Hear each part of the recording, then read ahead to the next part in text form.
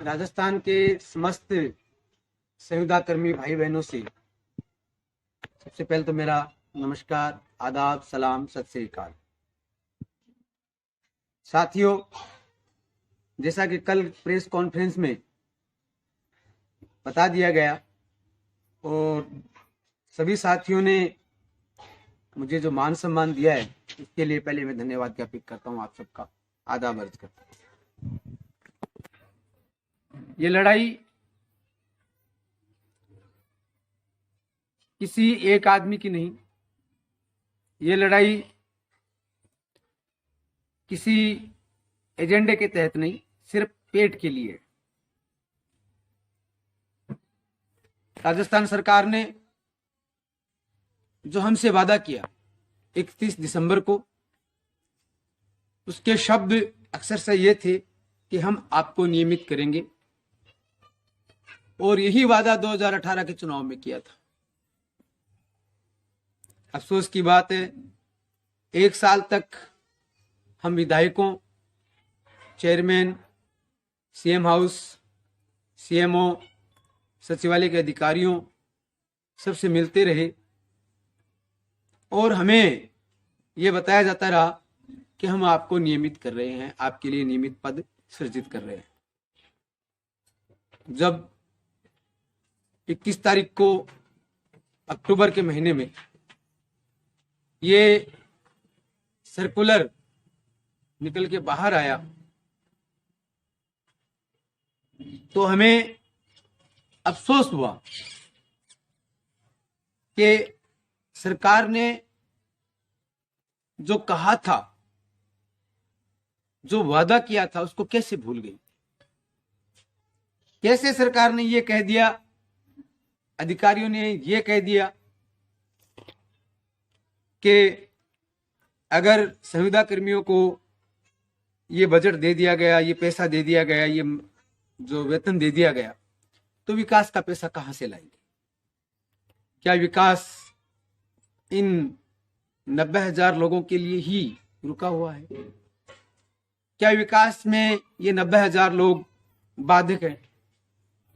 और यदि बाधक हैं तो मैं राजस्थान सरकार से निवेदन करता हूं कि आप इन सबको हटा दीजिए और राजस्थान को एक नंबर का राज्य कैलिफोर्निया जैसा बना दीजिए, वाशिंगटन जैसी सड़कें बना दीजिए। अगर इनके पैसे से आपका विकास रुका हुआ है और विकास रुकता है तो राज्य के संसाधनों पर सबका अधिकार है और ये लोग 35 साल से राज्य की जनता की सेवा कर रहे हैं। मैं बता देना चाहता हूं कि शिक्षा विभाग में शिक्षाकर्मी जब वे काम में लगे थे उस समय राजस्थान की साक्षरता दर क्या थी। राजीव गांधी पैरा टीचर जब लगे थे तो ढाणियों में शिक्षा की क्या स्थिति थी। मदरसा पैरा टीचर जब लगे थे तो अल्पसंख्यक समाज की शिक्षा की स्थिति क्या थी।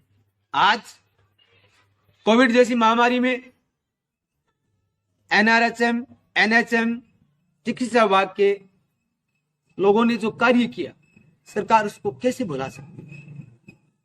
हमारे आयुष के, आयुर्वेद के, यूनानी के डॉक्टर्स, नर्स, पैरा स्टाफ सब ने अपनी जान पर खेलकर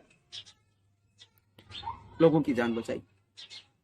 आज सरकार ये कहती है कि अगर इनका पैसा, इन पे पैसा लगा देंगे, इनको वेतन देंगे तो विकास कहां से करेंगे।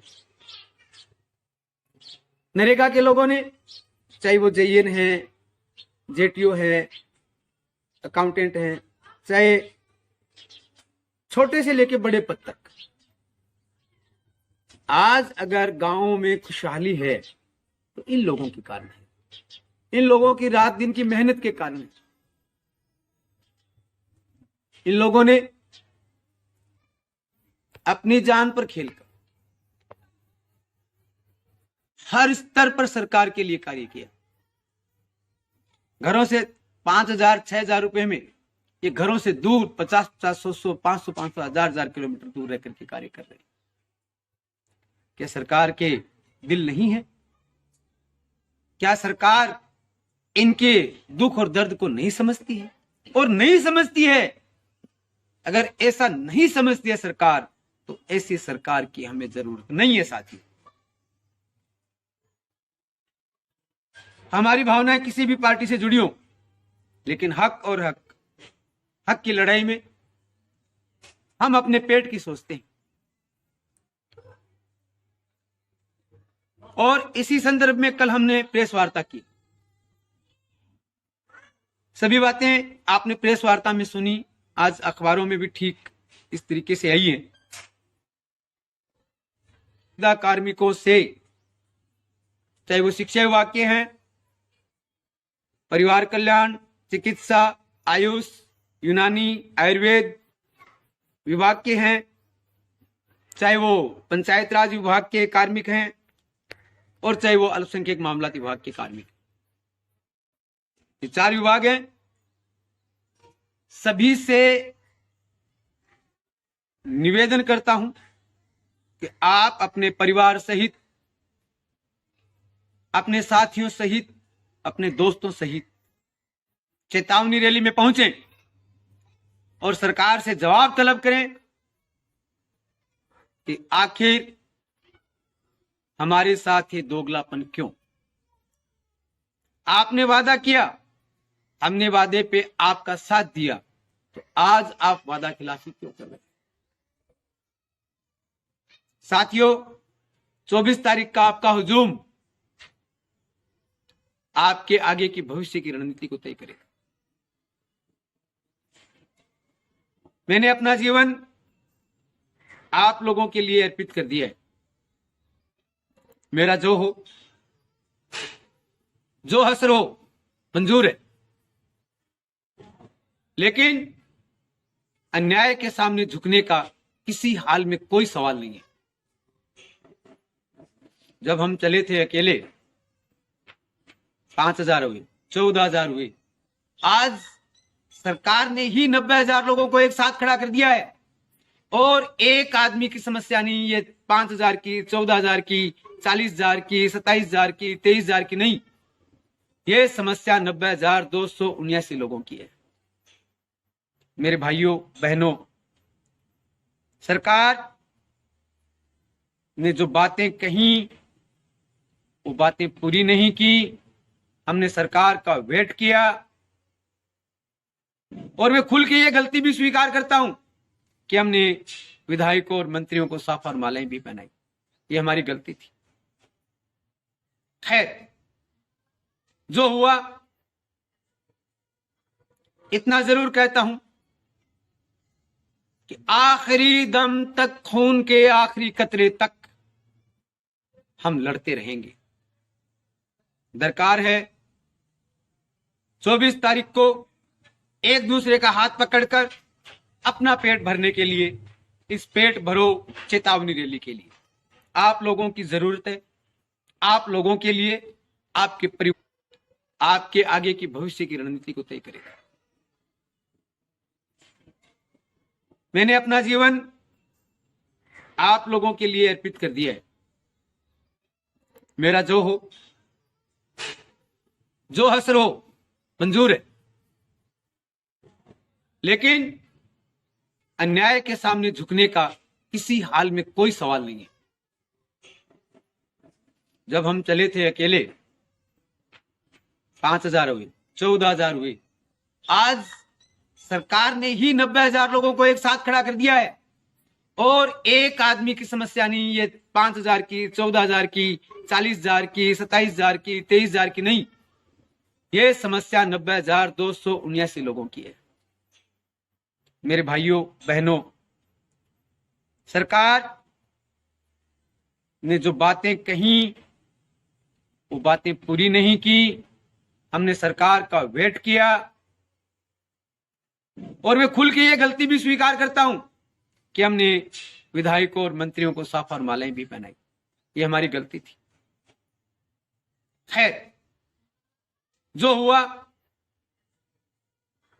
इतना जरूर कहता हूं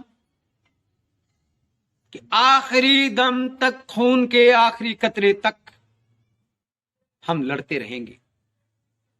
दरकार है 24 तारीख को एक दूसरे का हाथ पकड़कर अपना पेट भरने के लिए, इस पेट भरो चेतावनी रैली के लिए आप लोगों की जरूरत है, आप लोगों के लिए, आपके परिवार के लिए।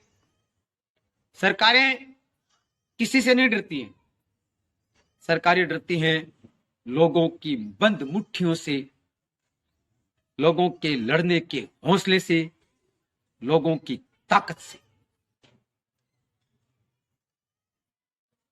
लोग जब इकट्ठे होकर के लोकतांत्रिक तरीके से अपनी बातों को मनवाने के लिए सड़कों पर निकलेंगे तो सरकारें झुकेंगी, और झुकी हैं, ऐसा इतिहास है। मैं आपको पुनः धन्यवाद ज्ञापित करता हूं और सबसे निवेदन करता हूं कि आइए लड़िए अपने लिए, दूसरे के लिए नहीं, स्वयं के लिए। 24 तारीख को जयपुर पहुंचने के लिए पुनः आह्वान। बहुत बहुत शुक्रिया, धन्यवाद। जय हिंद, जय भारत।